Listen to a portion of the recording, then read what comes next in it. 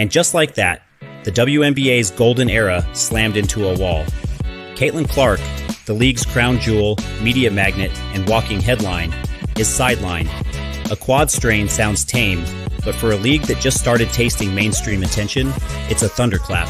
Because everything, the sellout crowds, the skyrocketing ratings, the front page features, was orbiting one player, and now she's benched. Temporarily? Maybe. But the impact is immediate. The WNBA just lost its main event, and for the first time in months, the question isn't who's winning on the court. It's whether the league can survive without its star. The injury that changed everything. On June 1st, news broke. Caitlin Clark, the Indiana Fever's franchise savior, would miss a minimum of 2 weeks due to a strained left quadriceps. A muscle injury. Manageable, right? Not when your entire league is balanced on her jersey-clad shoulders. Reevaluation is set for June 9th, but let's be honest, reevaluation doesn't mean return, it means limbo. And in that limbo, the WNBA's momentum is free-falling. Fever fans who'd been treating games like Beyoncé concerts are suddenly holding refunds. Games that were selling out 18,000-seat arenas now look like dress rehearsals. The merch machine has gone silent, and the buzz, it's turning into static. From sellout crowds to empty arenas. Remember when the Chicago Sky moved to the massive United Center just to host Clark? That flex is now a financial facepalm.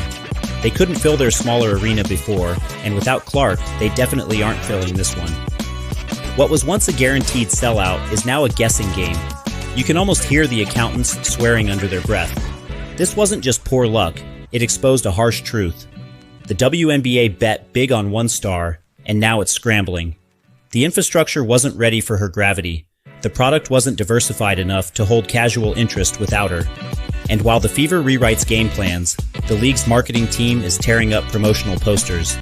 The fan meltdown Clark's fan base? They didn't take the news quietly. Boycott the WNBA started trending within hours. Emotional walkouts, refund demands, social media rants. One fan literally posted, "Without Clark, this league ain't worth it." Another said, "I'm not watching again until she's back." Sounds dramatic, but these aren't just casual fans. They're the diehards the league prayed for, and now they're turning their backs. The irony? Every other player, every hardworking athlete who's been grinding for years suddenly became invisible again. "Hi, we exist too," some tweeted. The internet replied, "Not now, sweetie." Brutal. The attention wasn't just imbalanced, it was tunnel vision. The rise of the others, but here's where things get spicy.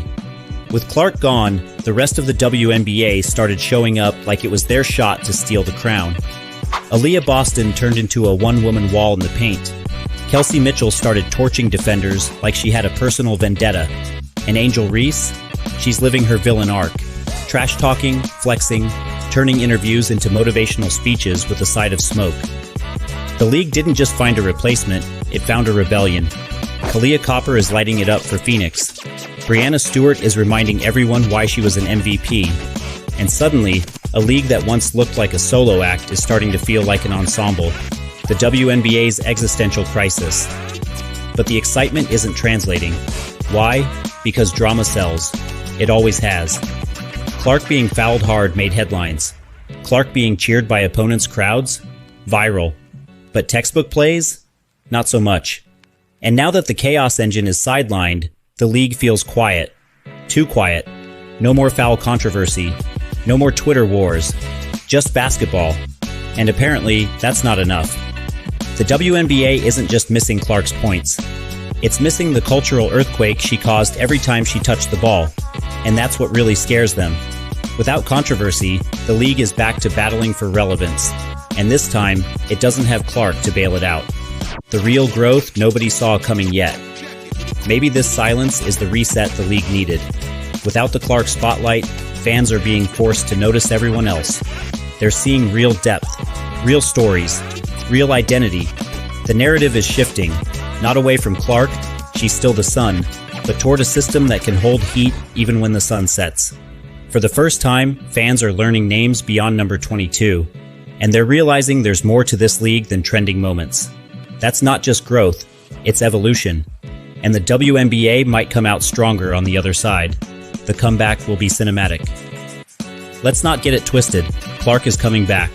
And when she does, it won't be quiet. It'll be cinematic. She'll be draining threes from the logo, shushing haters with every shot, and pulling the spotlight back like a magnet.